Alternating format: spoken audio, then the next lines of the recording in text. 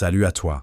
Aujourd'hui, nous allons explorer ensemble un livre fascinant, L'art de la manipulation mentale et de l'influence, écrit par Matthew P. Davis. Avant de commencer, laisse-moi te parler rapidement de l'auteur. Matthew P. Davis est un spécialiste des sciences humaines, de la psychologie comportementale et des techniques de communication.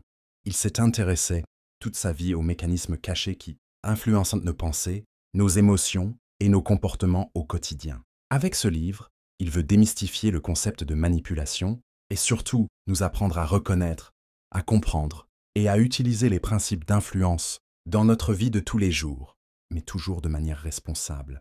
Alors, reste bien jusqu'à la fin, car ce résumé pourrait vraiment changer ta manière de voir le monde et améliorer tes relations.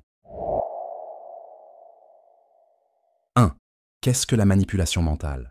Dans ce livre, Davis explique que la manipulation mentale n'est pas forcément négative.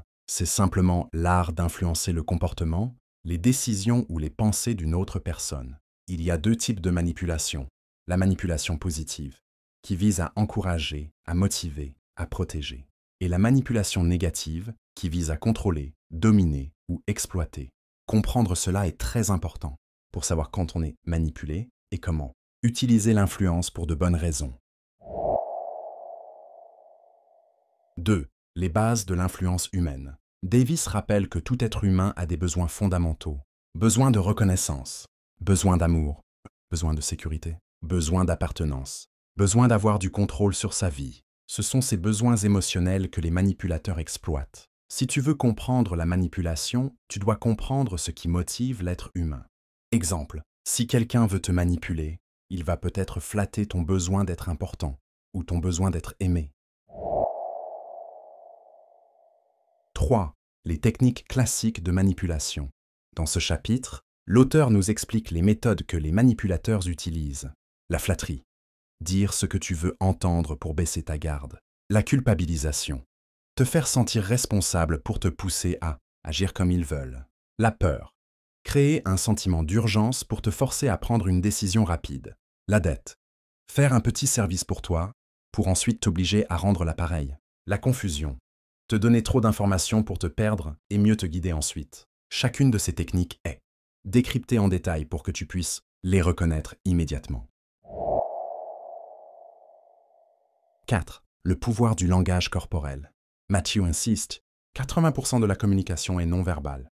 Il explique que le langage du corps est plus puissant que les mots. Un sourire, un regard, une posture ouverte ou fermée peuvent influencer les gens sans qu'ils s'en rendent compte. Apprendre à lire les gestes te permet de voir ce que les mots cachent. Et surtout, contrôler ton propre langage corporel te donne un énorme pouvoir dans toutes tes interactions. 5. Comment résister à la manipulation? L'auteur nous donne des stratégies simples et efficaces pour nous protéger. Prendre du recul. Ne jamais répondre dans la précipitation. Écouter son intuition.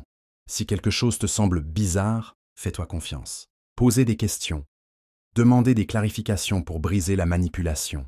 Fixer ses limites. Dire non clairement et sans culpabilité. S'entourer de personnes sincères. Car un bon environnement protège contre les manipulateurs. La meilleure défense, c'est la connaissance. 6. Utiliser l'influence pour le bien. Matthew termine en disant que l'influence est un outil. Tout dépend de l'intention. Veux-tu inspirer, aider, motiver? Ou veux-tu dominer, contrôler, exploiter? Il encourage chacun à devenir un influenceur positif en utilisant les outils appris pour apporter du bien autour de soi. Influenceur n'est pas manipuler négativement, c'est aider les autres à se dépasser. Conclusion. Pour terminer, voici ce que tu dois retenir. 1. La manipulation mentale est partout. 2.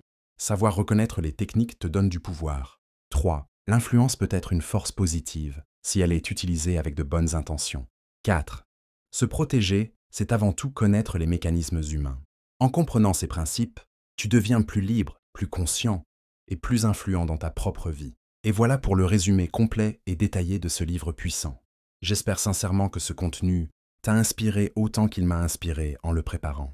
Si tu as appris quelque chose aujourd'hui, ou si ce résumé t'a donné envie d'aller encore plus loin dans ton développement personnel, alors je t'invite à soutenir cette chaîne.